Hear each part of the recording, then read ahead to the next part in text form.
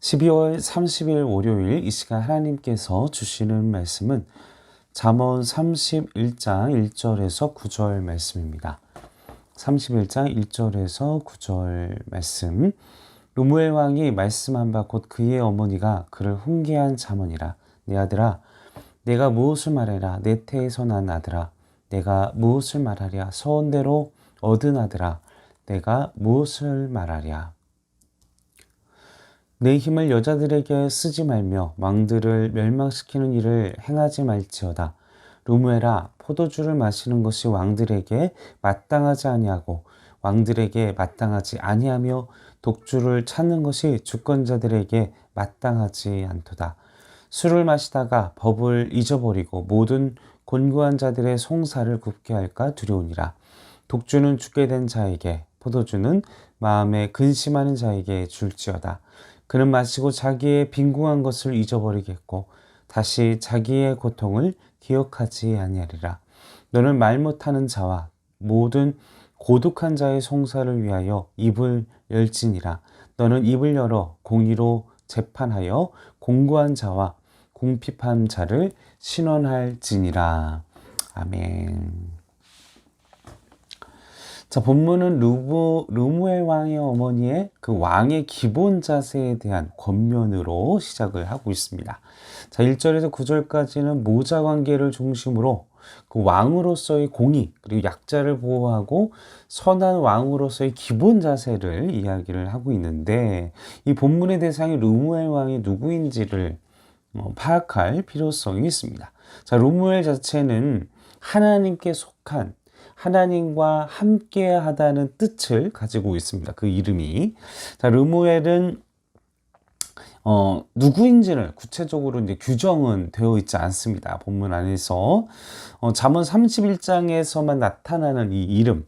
자, 그래서 이스라엘은 물론이고 인근 나라에서도 이 르무엘이라는 이름이 나타나지 않습니다. 자, 이에 대한 가장 가까운 견해는 솔로몬 왕의 다른 이름이다 라고 이야기를 하고 있죠. 여러분들 잘 알고 계시다시피 선지자 나단이 사무엘하 12장 25절에 솔로몬으로 부르는 여디디야, 잘 알고 계시는 그 이름, 이는 여호와께서 사랑하셨기 때문이더라. 이런 다양한 특징의 이름으로 그 솔로몬이 불리워졌는데, 자, 그렇다면 르무엘이라는 이름을 솔로몬으로 본다면 31장 그 후반부에 현숙한 여인에 대한 교훈은, 자, 이대로 살지 못한 솔로몬의 그 막바지 인생에 대한 그 엄격한 경고, 그 교훈이 되는 말씀이 바로 이 말씀이 아닐까 생각이 됩니다.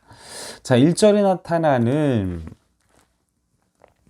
그를 훈계한 잠언. 자, 훈계라는 단어는 맞사. 예언자들이 하나님으로부터 받은 신탁을 나타냅니다. 그래서 이 용어는 가르침, 징벌, 징계, 이것이 강조되는 단어이고, 자, 최고의 권력, 최고의 권위를 가지고 왕에게 이런 징계가 임한다는 것은 그만큼 모든 이들이 따르고 쫓아야 할 권면임을 강조하는 내용이라는 것이죠. 자, 한 나라를 다스리는 왕으로서 이제 또 보면 반복해서 그렇게 살면 안 된다, 그렇게 살면 안 된다, 막 반복 구절을 마땅하지 않다, 마땅하지 않다 이렇게 강조하면서 이제 그만큼 음행과 그리고 술에 대한 경계를 강조해서 얘기를 하고 있습니다. 하나님의 백성으로서, 왕으로서 우리가 왕의 권한을 가진 자 아니겠습니까? 하나님으로부터. 우리가 멀리해야 할 것, 주의해야 할 것, 또 반대로 힘써야 할 것이 무엇인지를 알라. 그것이 오늘 31장에 계속되는 말씀인 것이죠. 자, 구약의 왕들을 보면 수많은 첩들과 여인들을 취하는 것이 그들에게 어떤 관용적이고 그들의 어떤 권력의 상징이며 그런 보편화된 문화와 전통 속에서 그것이 이제 당시의 왕들에게 많은 여인들을 취하고 그리고 술에 취하고 쾌락에 취하고 방탕한 이런 것에 대해서 당연했고 그것이 권력이자 그것이 힘인 그 시대의 문화 속에서 이제 거기에서 등장한 어머니의 그 한 여인의 그 어머니라는 여인의 그 충고는 정확한 판단과 파면의 원인이 바로 그러한 것이다 라고 이야기를 하고 있다라는 것이죠. 그래서 그것이 삶의 낭비다, 시간의 낭비다, 국가와 국고의 낭비다, 또 왕위를 다스리는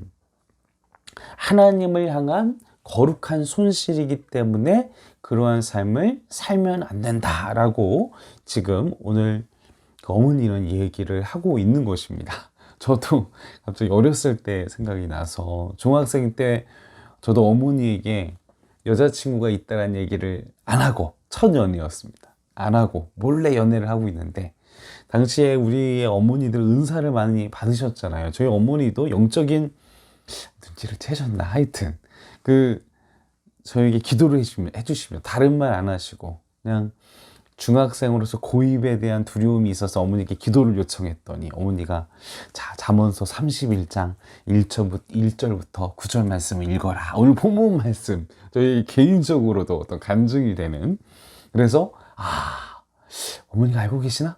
아니면 어머니가 모르시는데 이 말씀을 통해서 내게 주셨다면 야 하나님은 살아계시는구나 라고, 그러면서 이게 여인에게 연애에 또 이성에게 너무 집착하는 것은 하나님이 기뻐하시지 않는, 또 우리를 또 나를 또 이렇게 연약함으로 이끌 수 있는 원인이 될 수 있다라는 것을 처음으로 경험하게 해주신 그 말씀이 바로 오늘 우리가 함께 읽었던 31장의 말씀이었습니다. 자, 이것이 사랑이 나쁜 건 아닙니다. 연애가 나쁜 건 아니지만 오직 하나님의 안에서, 그리스도 안에서 거룩한 사랑을 하시기를 바랍니다. 했던 드라마에서도 사랑한 게 죄야 막 이러잖아요. 이게 하나님 안에서, 하나님의 말씀 안에서, 공의 안에서, 정의 안에서 이루어지는, 하나님의 은혜 안에서 이루어진 사랑은 거룩하고 아름답지만 그 외에 하나님을 벗어난, 하나님의 말씀에서 벗어난, 하나님의 뜻 안에서 벗어난 사랑이라는 것은 불륜이고 잘못된 정욕이고 욕심이고 탐욕이고 하나님이 기뻐하시지 않는 것이라는 것입니다. 이걸 단순히 우리가 여인으로 생각하지만 하나님보다 더 사랑하는 그 모든 것에 대하여 우리는 경계하고 주의를 기울이고 조심해야 할 것입니다. 자, 계속해서 4절, 5절 보십시오. 이제 술에 대한 이야기를 이야기하고 있죠. 자, 너무나 술을 좋아하고 너무 술에 빠져있게 되는 그 결과가 무엇입니까? 법을 잊어버리게 된다. 5절 말씀에 법을 잊어버리게 된다. 여기서 법은 무엇입니까? 하나님의 법이죠. 율법을 얘기합니다.